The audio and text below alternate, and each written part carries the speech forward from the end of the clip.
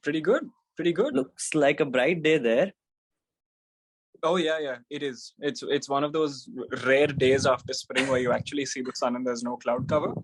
So yeah, it's nice. That's awesome. That's awesome.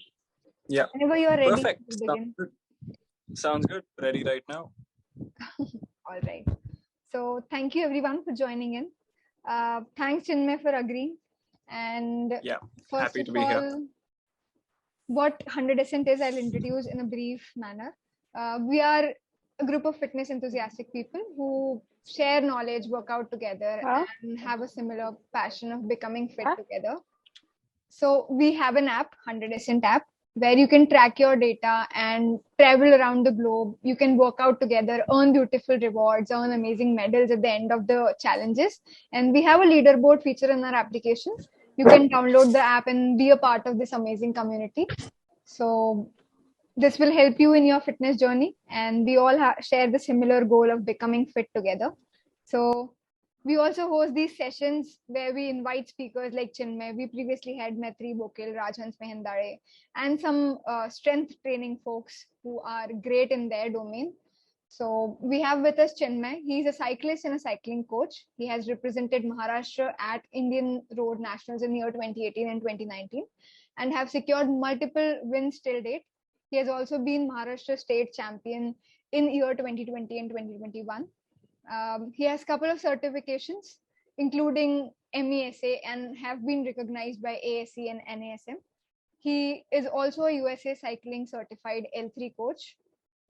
He has been inspiration to many of us, and today he's here with us to share knowledge, share his journey, and we are here to learn from him. So Chinmay, welcome, and thank you so much for agreeing. Yeah, thanks a lot for having me. Yeah, pleasure to be here. All right, so we'll start and then we'll take the questions if there are any. I would like to know what got you interested in cycling? What is the inspiration? Interesting question. Started out about 6 years ago, I think. And it was riding bikes was mostly just a way of commuting, and obviously because cycling is it's faster than running, so there's a lot of adrenaline that goes into it. So I initially started out with like this Schnell full suspension bike, and that was my commute bike, so to speak. But I would race it with my friends in my society more than commute with it. So it was fun, and that kind of got me into it. I met a local bike shop which sort of goes for these rides with a small group, and I joined them for a 20-kilometer ride, if I remember correctly. And 20 kilometers at that time, I was done. I came back home, I slept for like 4 hours after that. But yeah, you know what? Honestly, it's pretty simple. As it's just fun. It's this weird childlike pleasure that you get when you ride a bike, no matter what level you're racing at, whether you're an extreme beginner or a professional. I'm pretty sure there's always that childlike pleasure of riding a bike, and that's sort of what keeps me going. It's just fun. Yes, absolutely. Fun is the biggest element to get started with anything. And what all competitions have you represented? Would like to know more how you got into competitive cycling. Yeah, so it's sort of an add-on to that. So if racing bikes with my friends in my society was fun, why not take that fun to a bigger level, right? So I was when I was in Pune, I was doing these rides with a local bike shop group, and they told me that if you want to start racing bikes, then we are not the people you want to be with. You want to get in touch with some racers. So I got in touch with a couple of coaches, and from there it just sort of snowballed into it. And right now, one of the things that I had noticed that cycling as a sport in India is at a very it's not entirely developed. So obviously one of my big goals is to do as much as I can to develop Indian cycling along with all of the other gigantic cogs in the wheel. The Federation, for example, the past couple of years, they've been doing a great job. So it's one of my long-term goals to see India get to the highest level. Whether it's going to happen in this generation or not is something that we can still find out. We still have to find out. But obviously, I intend to do whatever I can to get it there. But racing bikes is just it. That's literally where it started from. If sprinting till the next, I don't know, garden or the next building in my society is fun, then how much fun is it going to be to do this on, I don't know, mountains and stuff, right? And so that happened, and I started off with a couple of community races in Pune, and then after that, I became a coach myself back in March 2020, about 2 years ago. And as of the competitions have raced, obviously Indian Nationals is the biggest one in India in itself. And other than that, 2 months ago, I came to France and I'm racing with a team called Culture Velo here. So incredible guys. And Culture Velo is category 3. Oh, just a second. Sorry about that. These guys, they are what is called a National 3 team here, and I'm currently racing for them. So yeah, it's fun. I'm the only Indian here, but obviously I'm getting my butt handed to me. but it's fun. It's a lot of fun. Awesome. So from what I get to know is you consciously try to get involved with people who were there, like even if it was competitive, it was for fun, and that drove you to where you are right now. Yeah, I suppose it is. I mean, honestly, for me to get here, and I'll full disclosure, I had originally emailed about 70 teams in Europe before I came here, and I got a positive response from one of them, and that's the team I'm with right now. So yeah, but that's the thing, right? I mean, if that's the thing about shooting in the dark in general, that even if you're shooting in the dark, if you're shooting 1,000 times in all directions, you're still probably gonna hit your target, and that's what I did. Awesome. I would like to know about your childhood. Did you ever have this in mind that you want to do something like this, or maybe get into sports in general, or compete at a international, national level and all those things? Yeah, no. No. When I was a kid, I was about I think in school I was probably the worst footballer on my school football team. I was the bench warmer, and I think if you would look at me back then, you would probably go like, yeah, this guy's probably not going to make it as an athlete. Maybe something else, but maybe not as an athlete. But yeah, and after high school, things kind of changed and took a turn, and the way I see it, for the better. So that's nice. That's nice. So it changed over the journey for you. So it was pretty much. Was that like just 5 years before, or even before that, did you get into sports a little bit and then into cycling? No, I think it was more of a direct transition, really. Cycling it's the one sport that I've stuck to for the longest time. But yeah, I think it was more of a direct transition. I don't think there were any other sports involved there. All right. So let's get into little technicalities. And yeah. Can you talk a bit more about how should one have a posture while riding the bicycle, or what is the correct way to ride a bicycle? That depends. I can't really give a lot of specifics because it depends from individual to individual. But what I can say is a couple of guidelines to get there. It also depends on the kind of rides that you're doing. For example, if you're, a relatively sedentary person who may not be as mobile and have that high range of motion in the joints, the last thing you want to do is adapt to an aggressive racer position for whatever rides you're doing. I mean, that's just going to end up injuring you. And on the other end of the spectrum, if you're a racer and your back is upright and your saddle is too low and your knees are not extending enough, that's also not going to, that's too far on the other end of the spectrum. So it's a very individual thing for me to say, but because it depends on the individual and it depends on the activity they want to carry out. But if any individual is doing what they're doing without reporting any aches or niggles and they're safe and they're healthy, that's my top priority. I mean, there's multiple things that go into a bike fit, right? You have aerodynamics, you have power delivery, kind of like the same thing as efficiency, and then you have comfort. When it comes to racing, the third factor, comfort, is thrown out the window completely. It's not even considered, right? So when you're racing, it's just a question of aerodynamics and power delivery. But when you're a commuter, then maybe aerodynamics is not going to matter that much to you, because if you're traveling from your house to your office, saving 4 seconds on a 10-kilometer commute may not be a lot prove to be a lot of benefit, right? But yeah, it long story short, it depends. And what any individual is looking for, if they're not a racer, is just to find a position which is not leading them into either a short-term injury or something that's going to get their knees out of the game 20 years from now. If that's not happening, then that's good. That's all that matters. Understood. Makes sense. So you have participated in a couple of competitions and won a few events. Weather is one factor which is not in our hands or not in anyone's hands. So how do you deal with poor weather, or let's say when someone is riding in rain or cold? So how to manage that? Yeah. Skin is waterproof. that's pretty appropriate to say. Yeah. So that's a really water great can answer go through your water can go through your jersey and stuff, not through your skin. I mean, it's when it's raining, honestly, I mean, obviously in most of India you can't ride out when it's raining. I mean, you can probably go out for a relatively easier ride, but going out for high intensity intervals on ghats and stuff, that's a big no-no even when it's raining, right? So but relatively easier rides is okay. When you're in Europe, obviously things are very different. Traffic's less and road quality is a whole lot better and stuff like that. But as for how you deal with it, it's a question that has a far more psychological answer than a physiological answer. And the answer to that is, if your end goal is bigger than whatever excuse that you have to present to not taking the steps to get you to that end goal, then whether the weather is bad or good and all of that, it really doesn't matter, right? I mean, in fact, there's this, I'm sure you know who Kobe Bryant is.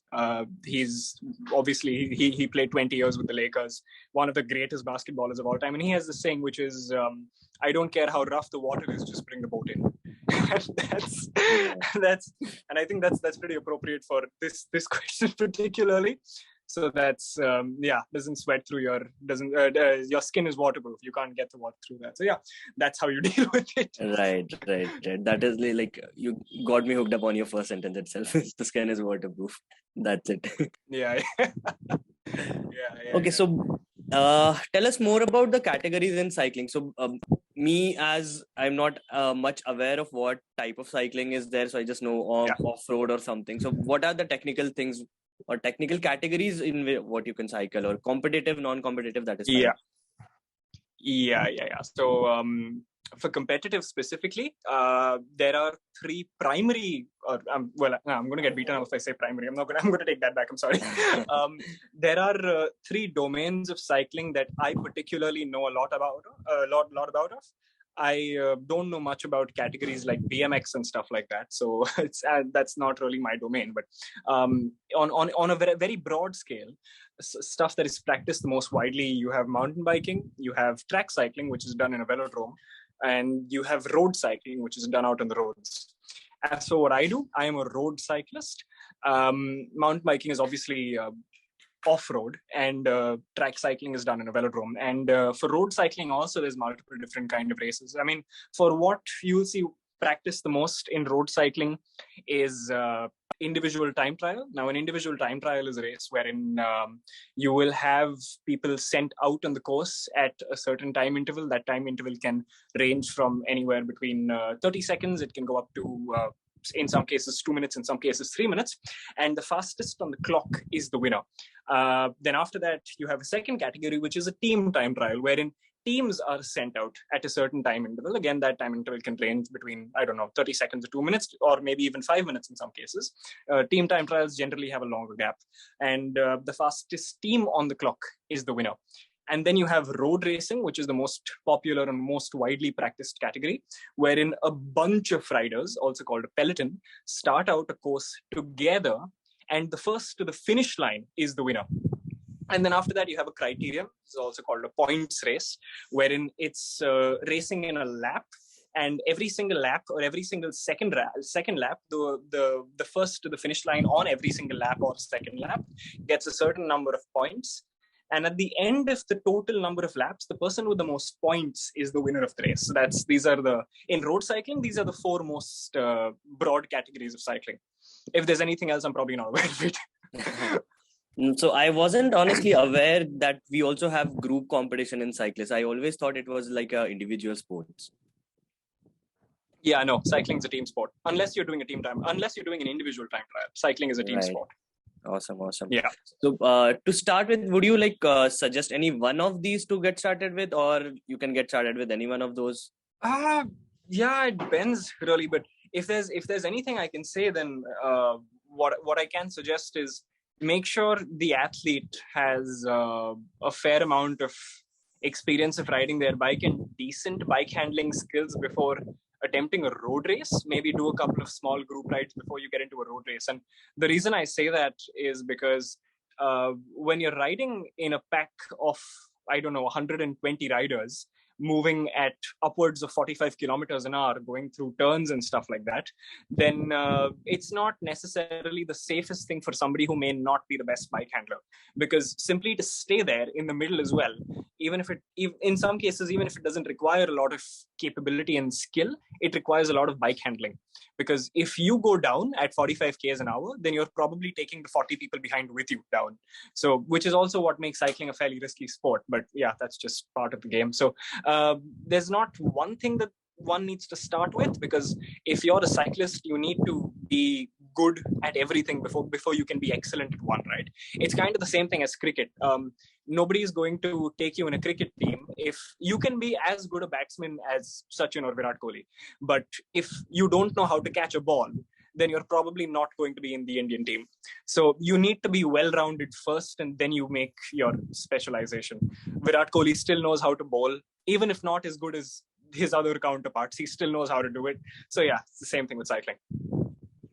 Right. Since you mentioned about the risk, so there is a fair chance of getting crashes and getting an accident. So how to improve the bicycle handling ability and how to minimize it? Honestly, there are handling drills, but experience plays a pretty big role in this.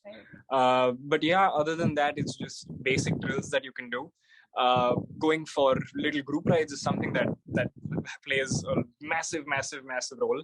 And yeah, other than that, group rides, a little more experience in these small group rides, and maybe a couple of community races can do the job. And yeah, other than that, just a little sort of technical drills. That's about it. Other than that, the answer to everything is just practice, right? Bike handling is a skill, and just like any skill, the more you do it, the better you get at it. Yes. So I believe equipments or gears can be a measure to reduce and minimize these risks. So what all safety measures should one take? Are there any equipments which will help in minimizing? For safety, just a helmet. For racing, just a helmet, right? You'll never see a professional bike racer wear elbow knee pads. I'm talking about road racing. That is not much I can say on the other domains, but yeah, for road racing, just a helmet. The only thing that, other than the helmet, the only thing that separates the rider's skin and the tarmac is just a small piece of lycra on their shirt, on their upper body and lower body. That's all. Got it. So yeah. But that being said, I'm not discouraging people from wearing knee pads and elbow pads and stuff like that. Feel free to do it if you want. It's just probably going to slow you down a bit. That's all. But if you don't have the bike handling, then it's probably good idea to use them. Right. So since you mentioned it should be lightweight and there should be minimum weight while you are riding. So do you believe weight training is not for cyclists and they should not bulk? Definitely not. There's a little bit of contradiction there, because you say that, do you think weight training is not for cyclists and they should not bulk? Weight training is not bulking. Bulking is probably something that you can achieve out of weight training, but weight training in itself does not mean bulking. In fact, one of the least used tools for cyclists, which is something that more and more cyclists need to start using, is weight training.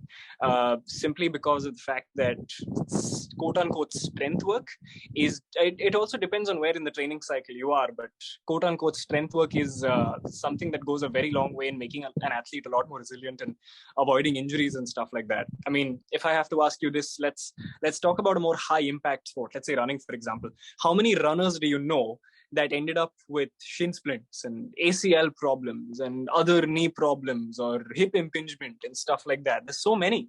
And if you go to your local Mumbai marathon or Pune marathon or any of these marathons, the people that are running these are doing more damage than good to their bodies, and simply because their bodies cannot handle the load they're putting on their knees. And it's very easy for somebody to, run a 21K and say, hey, I completed a 21K, but now I'm going to take 8 months off because my knee hurts. Unfortunately, it doesn't work that way. So it's the way I see it, it's not about running 121K. It's not about doing that massive hit and then staying out of the game for 8 months on end. So it's so the idea is to build a more sustainable sort of future, something that even if you don't do the 21 now, that's fine, but you train yourself to be able to do that over and over and over and over and over again for the years and possibly decades to come. So yeah, strength training is a big part of a cyclist's routine, a healthy cyclist's routine, because obviously there is the resilience aspect, but there is also the more efficient strength work, so to speak. But that being said, you can also do strength work on the bike. It just has its own time and place. Got it. Could you share more about your fitness routine that you follow to keep yourself going for the races and everything? Yeah, for sure. So for now, I mean, it depends on which part of the year I'm in as well. Cycling as a whole is divided into multiple phases if we have to talk about the annual training plan. The first of which is the base phase, wherein you're working on your most foundational abilities of fitness. Then after that, you have your build phase, wherein you're just increasing your fitness week by week by week. Then after that, you have the specificity phase.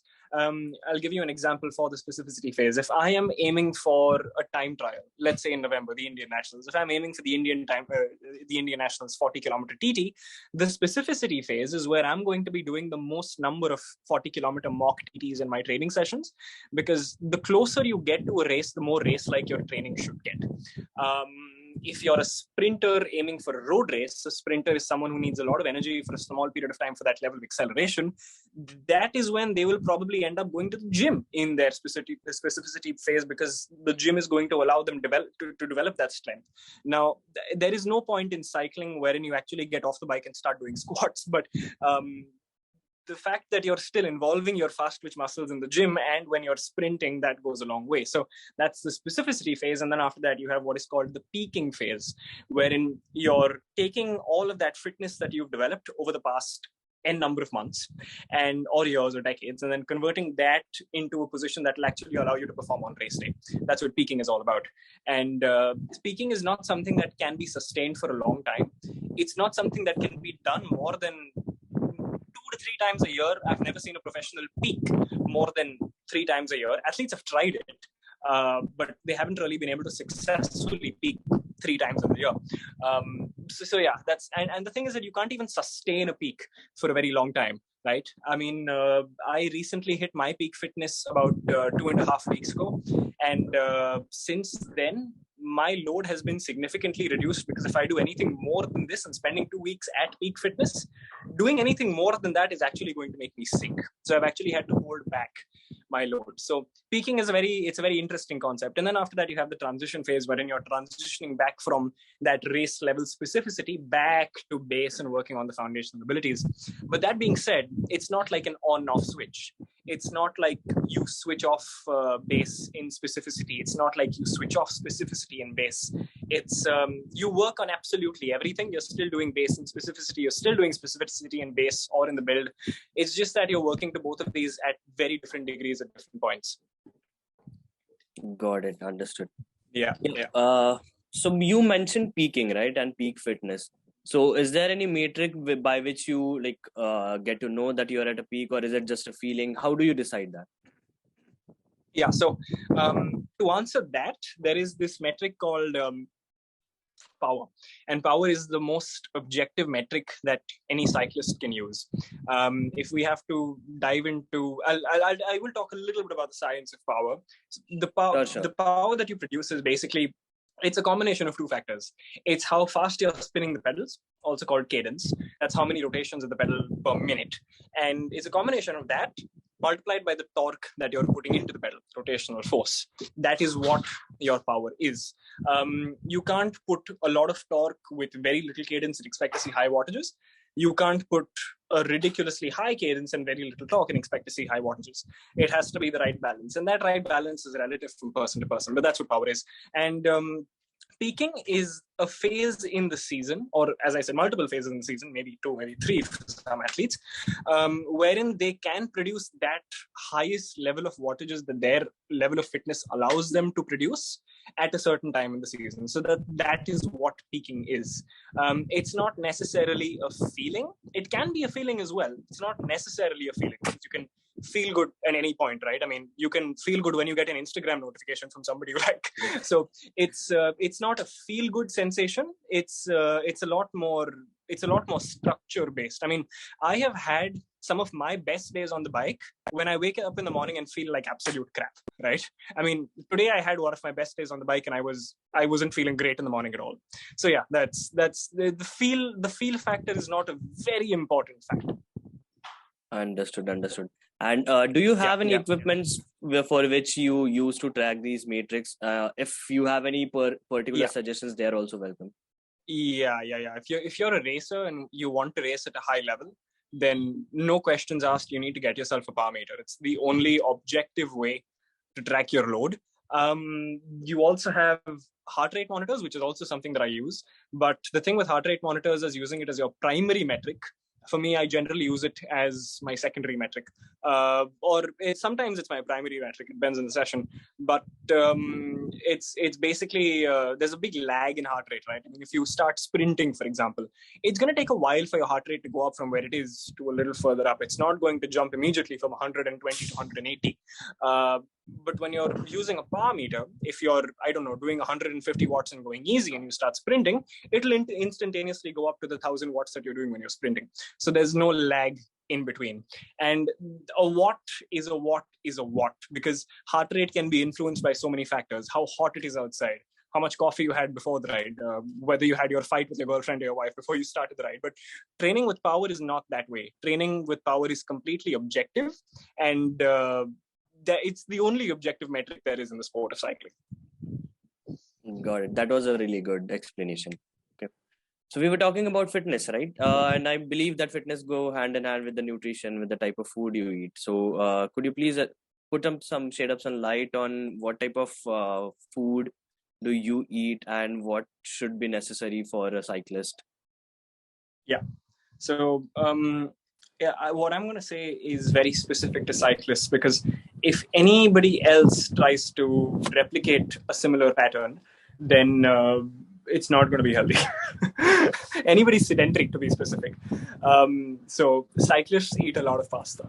And I mean a lot of pasta. So stuff like pasta, rice, and chicken is stuff that I live off of. Literally. And trust me on this, we have 3 buckets of pasta lying inside the house right now. And those God. 3 buckets are only for the 5 days ahead. I'm not making it up. It's true. That's actually pretty surprising. We'd like to know the reason behind that. Why pasta? Why? Yeah, it's just slow release carbohydrates. Really, pasta is rocket fuel for any endurance athlete, whether you're a long distance swimmer, runner, cyclist, cross country skier, anything. Cyclist is pasta is rocket fuel. Pasta and rice both. So it's honestly, the nutrition for a cyclist is actually not too complicated. It's pasta and rice, slow release carbohydrates. That works out pretty well. Other than that, to get your micronutrients in specifically, I have always been an individual who relies on non-vegetarian food for that for the most part. Yes, I have my vegetarian sources as well, but for the most part, the only vegetables I eat are mushroom, beetroot, carrot, potatoes. Potatoes also rocket fuel. But on the non-vegetarian front, it's something that the way I see it, it's worked out incredibly well for me. So most of my micronutrients just end up coming from there. But other than that, if I'm being perfectly honest with you, I don't follow any kind of restriction on the amount of food I eat. It's just the quality of food that I eat. The idea is just to tick some guidelines off, tick some boxes off to make sure that I'm hitting certain targets. But the only thing is that I never really count how much pasta I eat, for example. I just eat till I'm satisfied, pasta or rice or chicken or whatever. And yeah, that seems to be working out. That seems to be working out pretty well for me. And the thing is that as a cyclist, you can't eat until you can't be in a position where you're restricting your food intake, because then that's going to show in its performance on the bike. Because an athlete like me who consumes anywhere between 5 and 5,500 calories a day, it probably doesn't look like it because of such a high metabolism rate. But yeah, it is what it is, and that's just part of the sport, right? You got to eat a lot of food. But yeah, it's not. I won't really dive into the science behind it as for how many carbohydrates you have to consume per hour and stuff like that. But that's outside of cycling. When you're actually riding your bike, having water with some kind of electrolyte mix. There's a lot of companies that make these electrolyte mixes. You're Fast Enough making their reload tablets. Steadfast is making, they make this thing called Synergy and Carburins. Morton is a pretty popular brand if you're looking for options outside of India. So yeah, there's multiple other companies with their electrolytes and stuff. And when you're actually riding your bike, my go-tos are bananas and Snickers bars. That works out pretty well for me. Snickers or Mars bars. And something else that also works out for a lot of athletes, and I don't have it because if I'm being honest with you, I just I don't want to put in the effort to make it. Rice cakes and oat bars. They generally work out very, very, very well for a lot of athletes. But yeah, these are like the 4 go-to options for me. And then of course you have gels and stuff like that. But that's something that I normally only reserve for races or really hard rides. Right. So while you're riding, is it suggested to drink water or stay hydrated while the ride, and how much water intake should one do? Definitely depends on the weather though. If you're riding in 38, 40 degree Pune weather, then you probably want to consume anywhere between, at least for me, what I would do is I would consume anywhere between 750 ml to a liter per hour. And this is 750 to a liter per hour with electrolytes. If you're riding in very cold conditions, then obviously that value is going to come down depending on how much you're sweating and stuff. But yeah, it depends on how much you sweat. If you sweat, and the thing is, you don't only sweat water, right? You also sweat salt. So you have to replenish that. And when we talk about the term hydration is not just water consumption. It's also salt consumption, because lack of sodium presence in the blood leads to a condition called hyponatremia, which has very similar conditions to dehydration. But statistics say that hyponatremia has killed more people than dehydration itself has. So that's also something that you want to stay away from. So yeah, salts and water, that's the key. And if you're riding in hot conditions, 750 ml to a liter. If you're riding in relatively cold conditions, that is anything under than 10 degrees, then I would normally consume about 500, 600 ml with electrolytes per hour. One very basic question. What is the difference between with electrolyte consumption and without electrolyte consumption? So just salt replacement. Got it. That's all. It's with electrolyte consumption basically means that all of the functions that electrolytes do carry out, and that's a little more neurological. So there's a lot of science involved in there. It's not something that the viewers are going to be interested in too much, but it's just a condition where if you don't consume electrolytes, then you're basically diluting the amount of sodium that is in the blood. And sodium is the number one electrolyte when we talk about electrolyte consumption. Obviously, you have potassium, magnesium, and other stuff like that. But for the most part, sodium is ridiculously important. And you don't consume that or the other electrolytes, then no questions asked. You keep doing that over and over and over again, you will end up in a condition which is called hyponatremia. Start to feel nauseous, start to feel giddy. It could be, 10 degrees, but you start to feel like you have a heat stroke and stuff like that. So yeah, it's always important to stay hydrated with electrolytes, because hydration includes electrolytes. It's not just water. Got it. I also wanted to know, Harshal, if you have. Yeah. I think. Hey, can you hear us? Yeah. Right? I can. Yeah. So what I wanted to ask is, how does the nutrition and your diet change according to your race calendar? So when the race is upcoming, say 1 week before it, and say if you're 2-3 months down the line to the race, how does it change? It doesn't. It's the same. Oh, like the What I'm exactly having, same? Not even one day exactly before the the same. race? No, nothing. That's really Because amazing and good to know. yeah, it's. I mean, if I have passed the night before a super hard training ride, 6 months or 8 months before my most important race of the year, I will have exactly the same thing the night before my most important race of the year. So yeah, it's exactly the same. There's no changes. Got it. Okay. Right. So you have a couple of certifications and you have been through a lot of competitions. So if one want to be a certified cyclist, what all certifications would you recommend, or what all types of certifications are there? I don't think there is such a thing as a certified cyclist. With the certifications I have done, the first ones I had done, it was a certified functional trainer course. I was working in a gym called Multifit earlier. And then I ended up doing a certified personal trainer course, which is kind of like a follow-up to that. Then I did a rehab essentials course, which is basically something that works on getting people out of injuries and preventing injuries in the first place.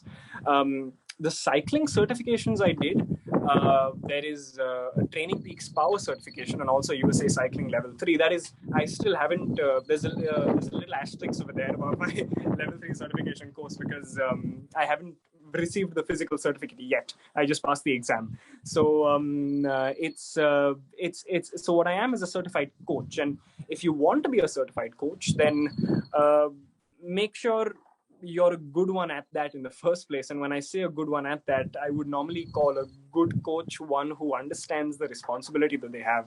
Responsibility to sort of have somebody sort of allow control of their life in your hands. And a good coach or a good trainer is somebody who understands that responsibility. So yeah, that's normally the way you would like to go about it. Okay, got it.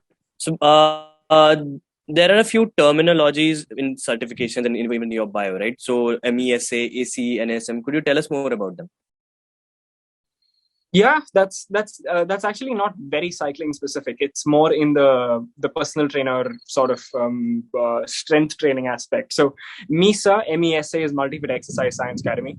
ACSM is American American College of Sports Medicine, and these are basically just academies that provide the knowledge and eventually the certifications that create personal trainers and strength coaches and stuff like that. Okay, and are there any Every academy has organizations? their own, yeah. Yeah. So are there any organization for cycling like who give these certification, let's say for coaches and all? Yeah, there are. So USA Cycling is one, Training Peaks is another. I think British Cycling also has their own certification course, but I haven't really looked much into that. Okay, but if I'm being perfectly honest with you, if anyone wants to be a cycling coach specifically, it would be nice for them to be a cyclist first, and then after that dive into the coaching aspect. Because I have, as surprising as this may sound, I have seen people directly jump to the coaching part without experiencing anything sports specific. So these guys are only people who will be able to answer, questions that are asked out of the book. Right? What is FTP? What is critical power? Stuff like that. But whenever they're presented with anything outside of the book, which, if I'm being honest with you, is more often than not, that's when things take a turn for the worse. So if you want to be a coach, it would be nice to experience the sport in the first place first, and then after that dive into the coaching aspect. And this is a very cycling specific answer. I can't say the same for any other sport, but I can say the same for cycling. I think it should be pretty much mandatory. Like you should go through that process yourself first before making anyone train for that, right? Yeah, that's for sure. But that's the thing, right? It's also very sport specific. So, for example, when you're talking about, say, basketball, if you're a professional basketballer, your trainer does not necessarily have to be a professional basketballer. They just need to understand the movements that go into the sport. If you're a cyclist, it would be nice for your trainer to have been a cyclist, because cycling is not a high impact sport like basketball. So it's cycling is not far too skill specific like football or basketball, but it is specific in the other aspects. So it's it kind of differs. It's not one thing for everything. Right. So experience does play a major role in a cyclist journey. Oh yeah, for sure, definitely. Yeah. Awesome. Yeah. Got it. So you mentioned one goal as seeing more Indian cyclists in upcoming years. What other goals and what aspects or what aspirations do you have in coming years regarding cycling? One of the things would be nice to see is more Indian cyclists looking beyond the realms of Indian cycling, because for a lot of the Indian cyclists, their goal is probably to get to Indian nationals, and that's it. That's where a lot of the aspiration ends.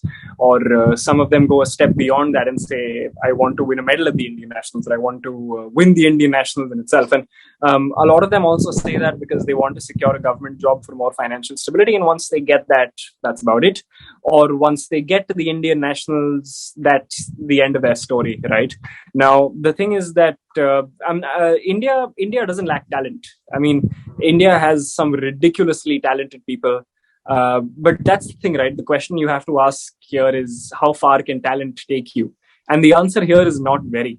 And especially the way I see it, I have seen some average talent or even far below average talent end up being ridiculously strong simply because of the work they put in. I have seen some incredibly talented people achieve absolutely nothing because they take their talent for granted and don't end up working on that talent. It's that is one of my, I mean, it's not my goal, so to speak, but it's something that I would like to see. But other than that, in terms of goals, it's I don't think I have a tangible goal. I'm not going to say something like, I want to see India in the Olympics by 2040. I'm not going to say that, but I'm going to do everything to make it happen because I want to see how far I can, or at least me and everyone else who's sort of sticking their neck out to make Indian cycling 1% better would like to see. For sure. Consistency and hard work beats talent at the end. And consistency is what keeps us going. So we'll just wrap this session here. And before we end, I have just one last question. Yeah. So for all those who are watching this on YouTube, if they want just one suggestion and if they want to start their cycling journey, what this one suggestion would be? Have fun with it. Don't look at it as a chore. Don't look at it as an obligation. Look at it as a lifestyle, because you lose the fun, you lose everything out of it. This was so much fun. I mean, recording this and having this conversation was indeed a fun. And yeah, likewise for me as well. Just wrap this up. Harshal, do you have anything? No. I think it was a pretty fun session, and we got to know many things because not many people are aware about all this cycling scenario, even in India, outside India. So it was a pretty informational one as well. Thank you for that. Thanks a lot for having me. Yeah. Thanks, Chinmay. And it was a great conversation. We'll soon upload this on YouTube, and I'll share the links with you. And great. Thank you, everyone. Thanks, Binayak, for joining in. He is your student. Thanks, watchers. And thank you. All right. Have a good week. Bye-bye. Thank you so much. Have a good day.